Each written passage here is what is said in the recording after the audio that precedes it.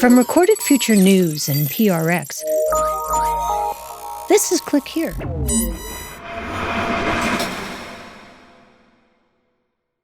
Reality Winner was a 25-year-old Air Force veteran working as a contractor for the National Security Agency when she made a decision that would change her life.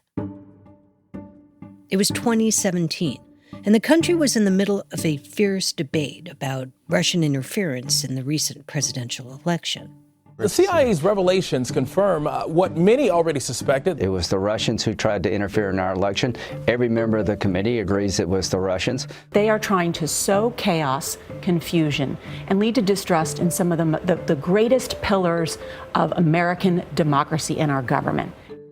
Reality had access to internal classified reporting channels, and one day she saw a document that described how Russian hackers had targeted a voting software company and how they'd attempted to crack into more than 100 local election systems. The document didn't say they were successful, but instead focused on their efforts to meddle. Reality printed out the document, slipped it out of the secure facility where she worked, and mailed it to the Intercept, a site known for publishing leaked government documents. The document was eventually traced back to Reality, and she was charged under the Espionage Act, a World War I-era law originally meant to punish spies and saboteurs, but more recently has been used to prosecute people who leak to the press. Reality served just over 4 years of a 5-year prison sentence. It was the longest sentence ever meted out to someone for sharing classified information with the press. We first spoke with Reality Winner back in 2022, not long after her release from prison. And last month, we met again, this time in a bookstore in Washington, D.C. Good afternoon, everyone. Welcome to Politics and Prose. I'm Dina Temple-Raston, and this is Click Here, a podcast about the people making and breaking our digital world. Today, a conversation with Reality Winner about her new book, I Am Not Your Enemy. It's part memoir, part reflection on her choices, and part meditation on what happens when idealism collides with secrecy. I broke some major rules. I've never said I didn't break the law. However, the law will treat me the same if I did it for you guys or if I sold that document to North Korea for $1 million. The consequences are the same. I don't think that's right. Stay with us. This show is supported by Odoo. When you buy business software from lots of vendors, the costs add up and it gets complicated and confusing. Odoo solves this. It's a single company that sells a suite of enterprise apps that handles everything from accounting to inventory to sales. Odoo is all connected on a single platform in a simple and affordable way. You can save money without missing out on the features you need. Check out Odoo at odoo.com. That's odoo.com. Support for Click Here comes from Clean My Mac. If you're like me, your cloud drives are packed with files you don't actually need. Sync duplicates, old backups, random junk just gobbling up storage. Clean My Mac takes care of that with a new cloud cleanup feature. It connects to your accounts on iCloud, OneDrive, and Google Drive and scans to find large space wasters, both in cloud storage and on your device. And while my Mac health is apparently excellent, Clean My Mac found 8 gigabytes of junk on my computer and tons of duplicate downloads, and it removed a bunch of leftover applications I never use. Who knew? And this happens locally on my Mac, so my data stays safe. Clean My Mac has a whole suite of other features, too, including their Moonlight anti-malware engine. With just a click, the anti-malware tool scans and removes viruses, ensuring your Mac remains threat-free. Not everything deserves eternal storage, so why pay for it? Get tidy today with Clean My Mac. Try it free for 7 days and use the promo code CLICK to save an additional 20% on your purchase at cleanmymac.com. From Recorded Future News, this is Click Here. I just want to start by setting some expectations a little bit here. I know there are things that you can't talk about. Can you clarify what the parameters are of the conversation? Yes, I've always described them as vague and menacing, because I have my NDA that is lifelong from working at the National Security Agency, which is not to reveal classified information. However, in the plea deal that was given to me by the DOJ is anything that could possibly be related to classified information. So at one point, my attorney asked the DOJ, there was a war in Afghanistan. Are we allowed to say that? Because technically that's related to classified information. Okay, so let me try and fill in some details that are public so that we don't get you in trouble. When you left the Air Force, you were a commended crypto linguist and a translator, and you were helping geolocate the enemy, basically. And to do all this, you were sitting in a room in the US listening in on secretly made recordings of people believed to be the Taliban or other terrorists. Yeah, so being one of the first linguists of the war in Afghanistan to really give a firsthand account of how this war was fought across the world from right here in the DC, Maryland area was to kind of show like it was really banal and boring. And we really never at any time felt qualified to do what we were doing, but we were required to do it. So this is all in the memoir. But can you talk a little bit about that? Like what it's like listening one word at a time and what your job was? We were assigned soldiers on the ground, and our job was just to be the eyes and the ears in and around those soldiers. And so a lot of times we were just doing direct protection operations of soldiers that were on the ground doing, we weren't even sure what they were doing. We were so compartmentalized that we never had like the bigger picture of what was going on. So you're hearing little snippets of conversations and trying to pass those snippets along. You don't know how it's fitting into a broader context. You just know this snippet might be important. So this is what I heard. Does that sound right? Exactly. And you say in the book that in the end, you sort of felt like you helped kill a lot of people and you didn't feel good about that. Can you talk about that a little bit? Like the people who were our direct supervisors were personnel officers. They were not linguists. We were always competing against NSA Georgia. And so every morning at 7 a.m., we'd have to sit there and be on like this big old conference call. And day after day, nothing from Maryland, nothing from Maryland. And the officers would literally come by and be like, y'all need to make something happen. So in other words, what you're saying is there was a lot of pressure to hear something and report something because you were in competition with other units that were doing the same thing. Exactly. Got it. Okay. So more and more people like you are doing this kind of work remotely, right? So you're not on the ground in Afghanistan, which you very much wanted to be, and that's not where they sent you. And they're not on the ground in a war zone. And like you, many report that even from a distance, they feel the weight of all of that and even develop PTSD. Did that surprise you? And when did you understand that you might be on the receiving end of something like that? How did it manifest itself? Yeah, so there's a lot of guilt associated with this career field because we are not overseas. Like we put on the same uniform as soldiers overseas. We wear the camouflage. We put on the combat boots. And when we enlisted, we were told, learn a language, you'll travel the world. We learned the language and they said, you're too expensive. You can be in Maryland or Georgia and you can switch back and forth for the next 20 years. You will not travel. And for us, the guilt was insane. The pressure was insane. And yet we were there because we thought we would do something important. And it just wasn't.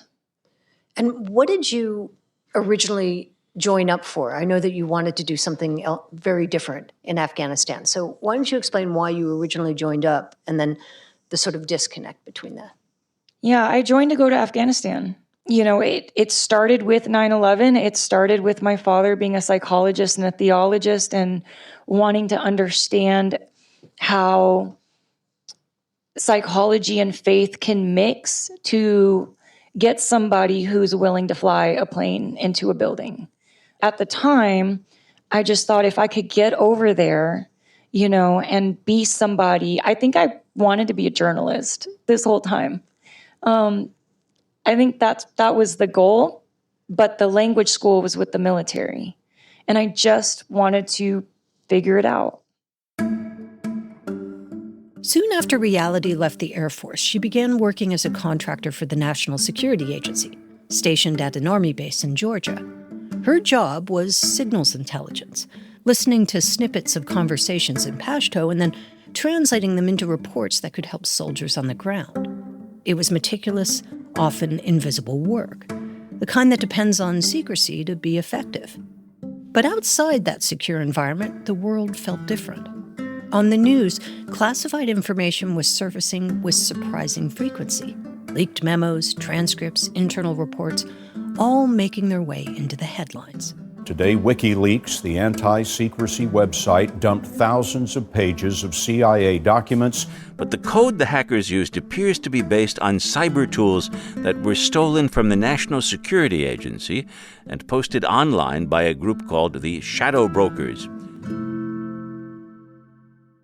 So one of the things we talked about when we came down to Texas was the leak culture in 2017, which I think it's so long ago now, it's really hard for people to remember. So I was hoping that you'd read a little something from the book about that in the weeks before the leak actually happened. As bad as all this was, my distress was amplified by the tone in the media. It's easy to forget now, but the atmosphere then was one of impending authoritarianism. Kind of not hard to forget now. In February, the Washington Post had adopted a new slogan, "Democracy dies in darkness." Amid the plethora of crises, a classified intelligence report appeared on NSA Pulse, the NSA's clearinghouse. This was an internal classified news site that just about everyone inside the NSA read, and a particular report there caught Reality's attention. The report's contents were riveting. On this issue of Russia's interference in our elections, the hottest, most disputed topic of the day, the document in front of me had exclusive critical details. This report seemed like a bombshell, but one thing confounded me. Why this secret? Why isn't this getting out there? Why can't this be public? It was labeled top secret, but that didn't mean it should be top secret. For one thing, everyone who had access to NSA Pulse could read it. One helpful feature of NSA Pulse is that, like Twitter, it shows which articles are trending. That narrows down the content and directs readers to what others are finding most interesting. The piece began to trend on the site, eventually becoming the most read article, which meant it was being read by countless intelligence agents around the world. This is the national security state version of going viral. I read the report over again and then again. Once more again. People in the office were talking about it. Someone asked, "Dude, did you see that?" "Yeah," someone replied. "I wonder when someone's going to leak that to the press." Surely the information would make its way to the media, I figured. It was only a matter of time. But I kept watching the news, and it didn't happen. The whole country knew that Trump had volunteered classified intelligence information to Russia, but this was somehow being kept under wraps. Somehow, I still didn't plan on doing anything drastic. But as it turned out, that's just what I did. Just to put a finer point on it, there's an internal sort of Twitter feed with intelligence that everybody's cleared is seeing this internal Twitter feed. You see this document trending that connects Russia with interference in the 2016 election. And at that time, I'm still a journalist, but I was a journalist at the time in 2017. There were tons of leaks coming out at that time. So your assumption was, this is too hot, it's going to come out. Take us back to that time. It doesn't come out. What's going through your head? So during that time, we did not like leaks. There was always a leak on Friday afternoon. Some of the things that were getting out, either whispers from Congress and stuff like that, it was all word of mouth. But every single week, something had come out in the first 4 months of the new Trump administration. But we had kind of resigned ourselves to expecting to see this document in the news very soon. When I saw that document, I thought that meant Congress saw it. I thought that meant the Senate saw it. I thought that meant people in power in elected positions had seen it, and they hadn't. It's just us. So you thought you were just sort of pushing it out? Yeah, I thought I was pushing it out. I thought Congress was keeping it from y'all too, but it was kept from Congress as well. So it's important to know that this document wasn't like 40 pages. You didn't take many documents. This was a 5-page document. And what happens next? Well, it was my professional 24-year-old opinion at the time that the document in question was obsolete, was not compromising sources or methods. And my idea was to get it to the Intercept and to get it in front of the American people, and that the American people would be so grateful to have it. They would be so angry it was kept from them that by the time the consequences caught up with me, they wouldn't be as bad. I don't know what else to say. I don't think I thought I would get away with it, but I didn't know anything about the other leakers, but I knew they did it digitally. So I thought if I did it the lowest possible way, just carrying a paper out and mailing it, would buy the Intercept as much time as possible to get it in front of the American people before they found me. And that was my goal. I was not thinking about what to do after that. That's why I didn't have a single attorney in my life when the FBI showed up. My only goal was to walk out of there with the document and get it to the Intercept. And so you print out the document. Printed. Yes. And you have a yoga class that afternoon. Yes. You're teaching one.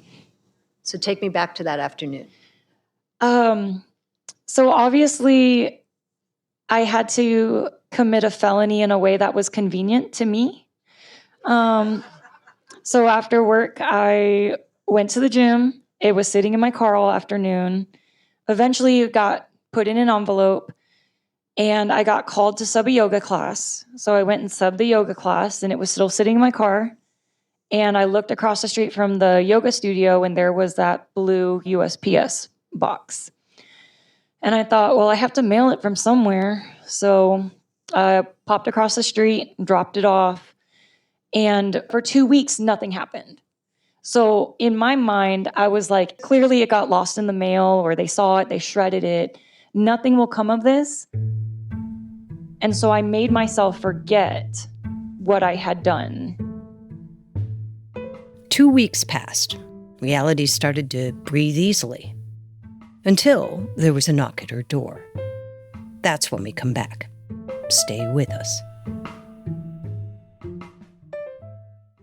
Support for Click Here comes from ExpressVPN. Going online without ExpressVPN is like not having a case for your phone. Most of the time, you'll probably be fine. But all it takes is one drop, and you'll wish you spent those extra few dollars on a case. Every time you connect to an unencrypted network in cafes, hotels, airports, your online data is at risk. It doesn't take much for someone to hack your device so they can steal and sell your personal information. ExpressVPN protects against that by creating a secure encrypted tunnel between your device and the internet. And the security is top-notch. In fact, it would take a hacker with a supercomputer over 1 billion years to get past ExpressVPN's encryption. Best of all, the app is incredibly easy to use and can be installed on all your devices. So go ahead, log on to that Wi-Fi in your local cafe, but make sure you have ExpressVPN first, so you don't end up with a nasty surprise. Secure your online data today by visiting expressvpn.com/clickhere. That's expressvpn.com/clickhere to find out how you can get up to 4 extra months free. expressvpn.com/clickhere. Support for Click Here comes from Monarch. Let's be real, most of us want to stay organized with our money, but life gets in the way. Now there's an app that finally makes it doable. Feel organized and confident in your finances with Monarch, an all-in-one personal finance tool that brings your entire financial life together in one clean interface on your laptop or your phone. Monarch does the heavy lifting for you, so you never need to touch a spreadsheet again. You can link all your accounts in just a few minutes. And if you're having a good year, with Monarch, you're not leaving money on the table. You'll save more, invest smarter, and hit your financial goals faster. That's why the Wall Street Journal named it the best budgeting app of 2025, and Forbes called it the best app for couples. Don't let financial opportunities slip through the cracks. Use code CLICKHERE at monarch.com in your browser for half off your first year. That's 50% off your first year at monarch.com with code CLICKHERE. You should tell the people who we are and what our new show is. I'm Robert Smith, and this is Jacob Goldstein, and we used to host a show called Planet Money. And now we're back making this new podcast about the best ideas and people and businesses in history. And some of the worst people, horrible ideas, and destructive companies in the history of business. We struggled to come up with a name, decided to call it Business History. You know why? Why? Because it's a show about the history of business. Available everywhere you get your podcasts. From Recorded Future News, this is Click Here.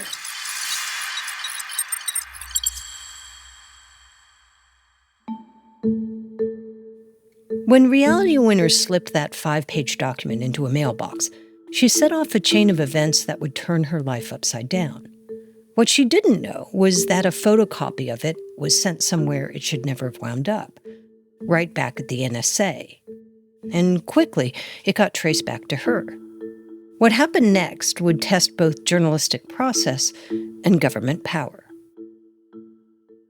Before we get to what happened next, it's worth explaining how journalists typically handle classified material. When a reporter receives a document like the one Reality mailed, the first step is to verify that it's real, without revealing details that could identify where it came from. That usually means retyping sections or reading small portions aloud to a source, rather than sending a scan or a photo of the original. In Reality's case, how that process played out at the Intercept would become a turning point in her story. Here's Reality Winner again. They had the document, they had it in a secure place, they were following protocol, and Matthew Cole came along and he wanted to verify the document. Young journalist? His personal interest in verifying the document led him to basically sending either a scan or a direct photograph of the paper itself with the crease showing it had been printed and folded to somebody he was on a first name basis with in the NSA. So not like the actual journalistic where you protect it and you go to the right office. He sent it to his buddy. And his buddy's like, hey, where'd that come from? And he said, the mail. And his friend said, can I see the envelope? And he said, yeah, sure.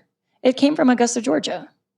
You know, I could have just put my name on the envelope and made it easier for them because he gave it straight to the feds. And a lot of people from the Intercept have condemned that. Why is he going around the Intercept's protocol and doing it on his own personal email to his own personal contact? Like, he was just being messy. I should say that I talked to the Intercept about this when we interviewed right after you got out of prison, and they claimed this is not what happened. I've seen the emails between him and his buddy from the NSA. They're part of the evidence against me. Okay. I just thought I would say that. So how long was it between that phone call that Cole made and the time when the FBI showed up at your house? So about 3 weeks. So take us back. You're coming in, you have groceries, you love animals, and you're coming in the house, and what? Cars come from, is it like a SWAT movie? What was it like? It was one car and then a second car. Blocking you in? Yeah, so I was immediately parked in, and that was when Agent Garrick and Taylor came out. So they said, we have a warrant. We are looking for documents. And I was like, whew, I don't have any documents. This is going to be easy. And after that, it just kind of devolved into that interrogation that happened in a back room in my house. And just to be clear, so at that moment, did you think, oh, they're here about that document? Or did you think, oh, they're here about something else? I knew they were here about that document, but I didn't have that document. I see. So maybe you could slip through. Maybe I would have another day to figure out what my legal options were. Okay. And I should say, if you've ever been curious about what an FBI interrogation is like, an entire play played on Broadway was made from the transcript of that particular back and forth. They published the transcript during a hearing to determine whether or not I was in custody at the time I made that confession. And they turned it into a play. They were like, no, this is a script.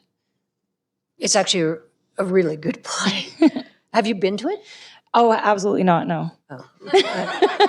I don't read, watch, engage in anything about me. It's just immediate physical trauma response. Got it. Okay. So did they actually arrest you that day? They did. The only thing I knew about previous leakers was that when they got Chelsea Manning, she went to Quantico and was in solitary confinement for 9 months, and nobody knew where she was. So when Agent Garrick decided to try to tell me that I was under arrest, he said, hey, so I'm sorry, but we're going to have to take you in. Didn't say where I was going. He said, we'll go in this vehicle, gestures to an unmarked government vehicle with civilian plates. He said, don't worry, we'll cuff you in the front so you're comfortable, and I'll sit next to you the whole way. And I'm sorry, but it's going to be a bit of a drive. So I was like, okay, we are going to Quantico tonight from Georgia, handcuffed. Were you scared? Yeah, that was when I thought my life was over. They needed a woman to pat me down and do the physical search. So they had to call in somebody from the local sheriff's office. And so a woman police officer came in her marked vehicle, and she took me to the back room and patted me down. And I don't know what happened, but she went and talked to Agent Garrick and Taylor. And after that conversation, another female police officer showed up in her car. And she came up to me and said, hey, I guess I'm going to make the arrest. And she cuffed me and helped me into the back of the vehicle, closed the door. And as she drove away from the FBI, it just felt like I survived, because just a bunch of non-uniformed armed men, not a single marked police or not a single marked vehicle. They were just completely incognito, which is what we're seeing in the country now. Yeah, I just knew that once I was in an actual police vehicle with another woman, I was documented for and that I could be found. Did they Mirandize you? Never. Never? Not even the Georgia police officer? No. A woman police officer? No, she did not. Wow. So you're taken to the local jail, and you're there for how long? I spent June, July, August. 15 and a half months there, maybe 15 months in one room. And then they transfer you to a federal facility. Well, I went to an ICE detention center, then I got on a plane and then went to a county jail in Oklahoma, and then got to go to prison. You were charged under the Espionage Act of 1917. What was your understanding of the Espionage Act before that? We used to make fun of like the World War II posters that were like loose lips sink ships. Because it's obvious when Chelsea Manning had leaked and Fox News put the documents up on the TV screen, and we watched it from a secured facility on Fox News, like our brains broke because we're like, that's not a top secret TV screen. It affected our job. When Snowden did his thing, all of a sudden we have to go through metal detectors every day, like going through TSA every day to go to work. But we never really thought of it as like giving up troop locations, like in like a World War II tactical, like where are the trenches, right? 793E of the Espionage Act is simply willful retention and disclosure of national defense information. And there is no like legal subtext defining national defense information. That's not top secret, classified. It's just whatever they want to define it in your indictment as being. And what goes through your head when you see now with the second Trump administration, the implication that they want to sort of widen the aperture of the Espionage Act to perhaps target journalists, target enemies, et cetera? Does this feel like deja vu all over again to you, or what's your impression of it? Yeah, we are absolutely cooked. We have been trying to get this amended. And the problem with my charge is I walked out with that document. I broke some major rules. I've never said I didn't break the law. However, the way that law is written, like the law will treat me the same if I did it for you guys or if I sold that document to North Korea for $1 million. The consequences are the same. I don't think that's right. So there's a great deal in the book about the time you spent in prison, and I really tell people it's quite moving and really makes us feel like we're there with you. One of the things that you write is that when you came home and you came back to Texas, you were living with your parents, your mom and I guess your stepdad. Yeah. You said you were free, but you really didn't feel like it. Tell me what you mean. So they don't tell you when you get out that it's harder than prison getting out. I no longer knew how to relate to these people that were known as my parents. And the way that the halfway house operated with constant downward pressure on me, if the ankle monitor doesn't work at your house, you have to be in custody. If you miss a phone call because you're in the shower, that counts as an escape attempt. Getting drug tested constantly. And do you feel free now? I do. It's a lot better than when I was under probation. But the last year of probation was all right. But it is hard. You can't get pulled over for anything. You can't have a brake light out, because that counts against you. Why are you talking to the cops? Like, you have to report yourself for that. So, like, it's crazy. If you think back to the person you were before all of this, does any of that person remain? And what do you think has changed?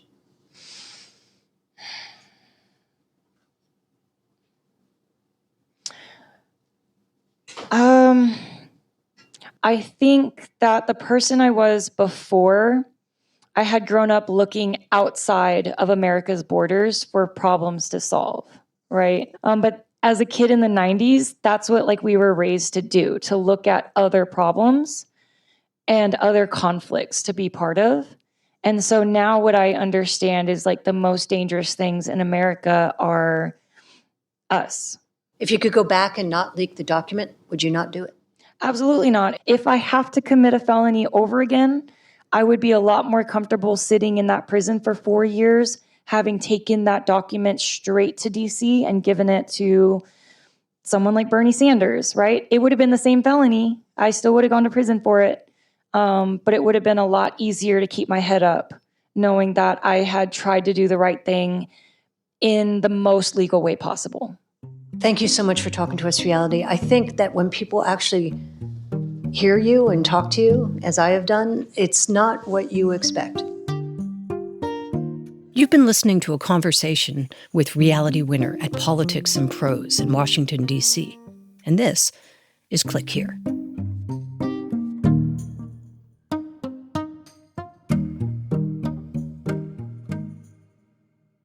Support for Click Here comes from GiveWell. When it comes to issues of health and poverty around the world, there's so much going on, it's hard to know how to help. For starters, how do you find organizations that are truly making a difference? That's where GiveWell comes in. GiveWell is an independent resource doing rigorous and transparent research.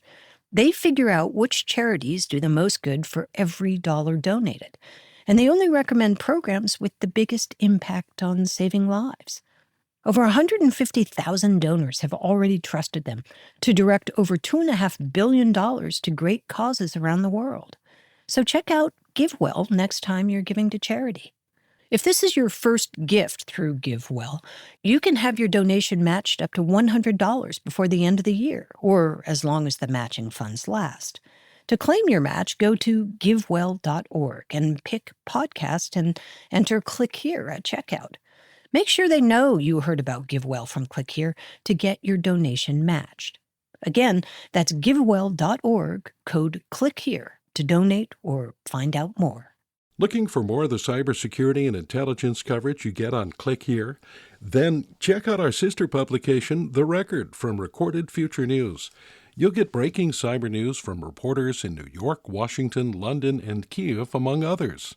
And you'll see for yourself why it attracts hundreds of thousands of page views every month. Just go to therecord.media. Here are some of the top cyber and tech stories making news this week. It's Tuesday, November 4th. At the National Security Agency, things have been unsettled for a while. It started last spring when former NSA Director Air Force General Timothy Hawk was suddenly fired.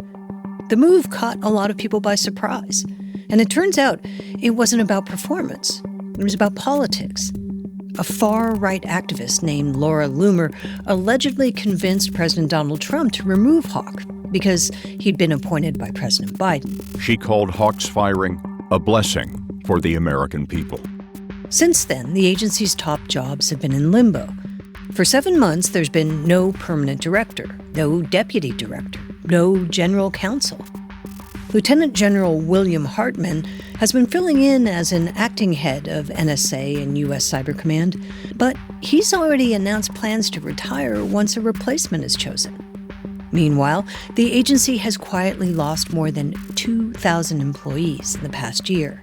And current staffers have been told to tune in to a motivational town hall from Defense Secretary Pete Hegseth, and no one's exactly sure why. For now, the agency that protects America's cyberspace is facing a mystery of its own. On social media, there were some screenshots of some court documents showing that the general manager, in fact, had been arrested for stealing and selling quote-unquote trade secrets. A former defense contractor executive has pleaded guilty to selling American spyware secrets to Russia. His name is Peter Williams, and he used to run a division of L3 Harris Trenchant, a firm that builds cyber exploits for the U.S. government. Prosecutors say that between 2022 and 2025, Williams stole sensitive software components and sold them to a Russian broker. There were at least 8 of them, all meant to be used only by the U.S. and its allies. He was promised millions of dollars in cryptocurrency. Now he faces up to 10 years in prison on each of the 2 counts of trade secret theft. The Justice Department has started calling international cyber brokers the next wave of arms dealers. This morning, new restrictions for teens who use chatbots. One of the most popular AI chatbot platforms, Character AI, is banning users under 18. Starting November 25th, anyone who wants to chat will need to verify their age using the company's new in-house system. The change comes as Character AI faces mounting lawsuits from families who say its chatbots endanger kids. In one case, parents in Florida say their teenage son formed a romantic relationship with a chatbot before dying by suicide. This spring, a judge in that case rejected Character AI's claim that its bots are protected by the First Amendment. The new rules mark the company's biggest effort yet to draw clear boundaries for young users and maybe for the industry. Rosie is our new robot maid, George. Good evening, sir. If you ever wanted your own Rosie the robot, this might be the closest thing yet. A humanoid robot named Neo is now available for pre-order for just $20,000 or $499 a month on subscription. It's made by robotics company 1X and stands 5'6" and weighs about 66 pounds. It wears a little fencing suit, and it comes with its own washable knit sweater and sneakers. And it can take out the trash, water your plants, and even dance. I can't seem to find my glasses. Is this paprika? No, that's cayenne pepper. Also, your glasses are on your shirt. Neo also talks. It has a speech-enabled companion mode that lets it act like an AI assistant. And its makers say it will learn as it goes along, picking up new skills until one day it becomes fully autonomous, just like Rosie and the Jetsons. Never fear while Rosie's here.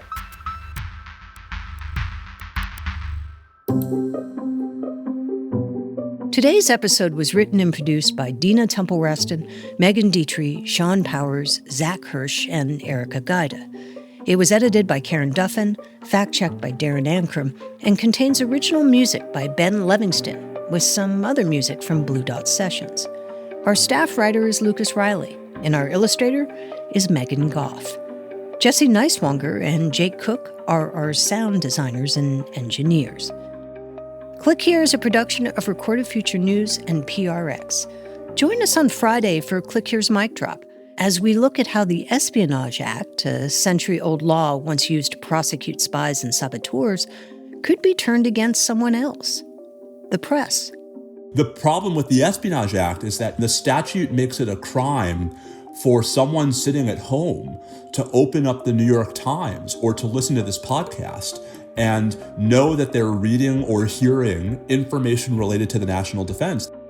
That's Friday on Click Here. We'll see you then.